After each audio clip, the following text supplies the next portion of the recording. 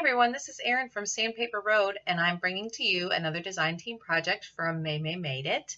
This is such a beautiful card. It's so easy. Wait until you see we're using the Showers of Blessings stamp set from Maymay Made It, and I will link in the description box below in case you are interested. It is a really great stamp set. I am telling you, you're going to be seeing a lot of the stamp set coming up in videos.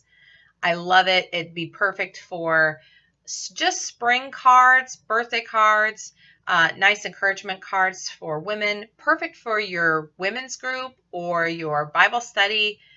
Maybe your church does a Women's Day and you want to do little projects. I've got all kinds of ideas for this stamp set, but this project I'm doing today is something that I thought of as soon as I immediately saw the release of the stamp set. I pictured this project in my mind. So we're going to start with that one. Lots of great sentiments and references to worship and blessings and spring. Just wonderful.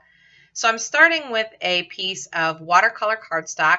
And again, these are all products available at maymaymadeit.com. And again, I'll link below if you're interested. And I'm just cutting a card panel, which is 4 inches by 5 1/4 inches. And that's going to be what I will use to stamp on. This is just a piece of vinyl like you would use in your electric cutting machine, and I'm going to use the stamp set to make a mask on the vinyl. So I'm using a bit of StazOn ink and an acrylic block first, just getting that down on the vinyl. It doesn't matter if I get it perfect or not. You'll see later why. Then I'm using VersaMark as opposed to StazOn. StazOn is what we used on the vinyl, and VersaMark is what we use on the watercolor cardstock, because we're going to use some Raven embossing powder from Brutus Monroe to emboss our stamped images, and we're going to be working with a lot of water. So I wanted to make sure that we had a nice embossed image for this project. Now, I know it's probably hard to see. I'm using my Tim Holtz stamping platform because that's just the one that I own already. And getting the girl with the umbrella and the raindrop. I saw this this idea from Maymay Made It when she actually released the stamp set, and she put that little droplet right by that girl's hand. And I thought, oh my goodness, I'm totally going to do that too. And so I took that idea and kind of ran with it and put my own spin on it, putting the sentiment on top of that raindrop, and then we're going to do something fun. So VersaMark ink by nature stays wet pretty long, and you'll notice I stamped all the images first, and I'm not really rushing too quick. I mean, I'm getting to it, but I'm not speeding around trying to beat the ink drying time.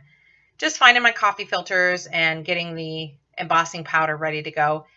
I have to admit, I do not own one of those embossing powder bags or those embossing buddies. I always forget. A lot of times I use a dryer sheet beforehand, but this works just well for me, is to go in with a dry brush and just get off the excess. These are really high quality products regardless. The cardstock, the stamps, the embossing powder, the ink. And a lot of times when you're using higher quality products, they just work better than some of your budget standbys. So we've got that all embossed, and you can tell it's nice and shiny and great for the next step. Then I went over to the vinyl and cut out that image. You could see where I didn't stamp it quite perfectly.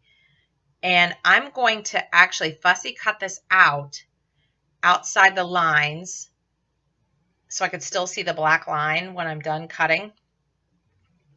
I also did the same thing with the sentiment and the raindrop.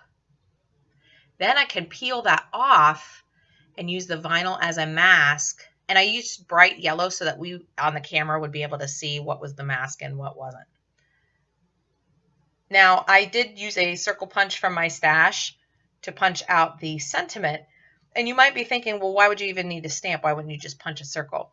Because I wanted the circle to be a certain size around the sentiment, and I would never be able to know that unless I stamped the sentiment. And it was no big deal because it's just that StazOn ink. So now I'm going to do some, I don't know what the name of it is, just some techniques with the oxide. There's oxide on the table spray with water and 1 pounce in the oxide ink, and that's it. That is literally it. That's how to get that look. It's right on my craft mat. I just sort of take my time. I'm kind of tapping the sides there and trying to get the ink and the water to move. I did let it sit a little bit and let the ink really soak into that paper. Sometimes I use gesso ahead of time on the cardstock to help it slide, to help the ink slide a little bit more, but I did not today. I just didn't feel like it. So then I get out my heat gun.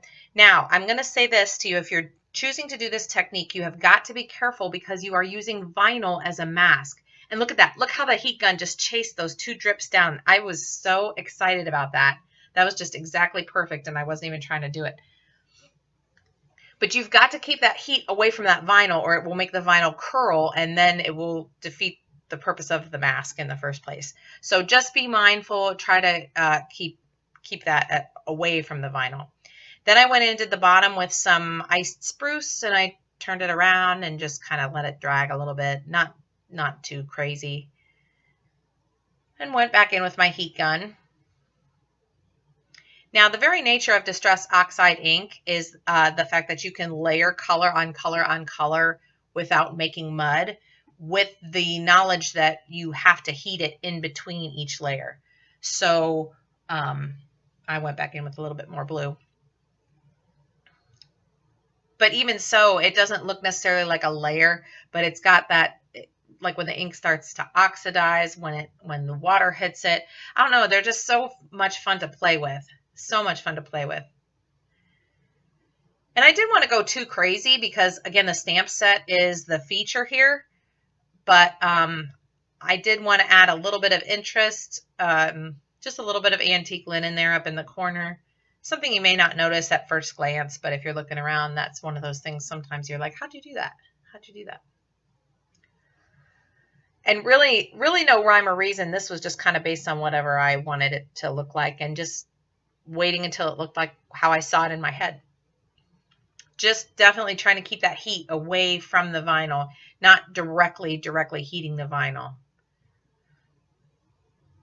Then I decided to go in with some pink, and this is about ready to wrap up this this Distress Oxide ink technique. Just a little bit of spatter there, and I started to think, well, I got to keep in mind here what image I'm going for. I mean, there's no pink rain, but again, you know, we make our own world when we're making art anyway. And there's just a little bit of purple and just a few spatters right there. And that is it. I dried that completely, and then while I was kind of cleaning up the table, I set it under something heavy so it would flatten out a little bit. And look at that. Look at the drops. The pink and the purple looks so good. And then I pulled off that vinyl. It came off easy, no problems at all. Pulled the girl off, no issues. And because we've got the paper backing and it's vinyl, you can save that. I'm going to save it with my stamp set and use it again with that same stamp set. Look at that. I love it. I love using that vinyl. It's so great. So now I'm going to use the oxides like a watercolor. So instead of smushing it on the table and then spraying that with water, I'm going in with a water pen and actually just sort of painting inside the lines her little raincoat. And that is why it's so nice that we embossed this first, because now we've got just a little tiny, I mean, the tiniest little outline. It's like a lip that kind of helps hold that color in place. It looks really good. If you are trying to decide whether or not to buy oxides, my advice is to buy 3. Choose 3 colors. Choose a warm color, choose a cool color, and choose a neutral. And start from there and play with them. And because I don't have that many oxide colors, honestly. I just wanted to try a few, and that's what I use. Colored in her boots with some other ones. They're just so fun to play with, and there's so many things you can do with them. I know that at the Maymay Made It store, I believe they have a bundle that you can get. I'm not sure about that, but I know that I will try to find the link to it. And if it's sold out, I know she has said that you could call and she will get some in. That would be a nice start too, because I think you get just like a nice new grouping of colors. And that's it. There's the umbrella, the dress, the boots, everything. These are the greatest stamps and the greatest inks. I just love this card so much I could go on and on. Now for this step, a lot of it was done off camera because nobody wants to watch me fussy cut for an hour. I am using some liquid glue, and you could use just whatever you have on hand, and that is a jewel picker actually. And I have a little tray. Don't you know that what I did is I went in and I had some leftover pattern paper from my Echo Park Just Married paper pack that I've used for a few projects. And I sure did fussy cut out all these little flowers from the paper pack. But I'm going to create a little meadow for this lady to stand in. And it changes it from like a sad looking rainy day card to a spring looking, I'm taking a stroll for it in a meadow kind of a card. Now, I only did a few drops at a time because I need to see what it looks like and where to put the next set. So don't be tempted to do your whole section, all the dots. Just do, you know, maybe 6 at a time. Put down your little fussy cut flowers, then maybe do 3 more, and just kind of gradually let it build and build and build.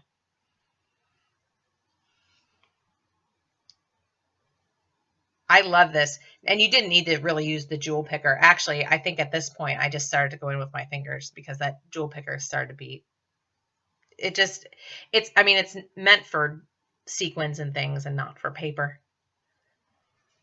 I just love the way this looks.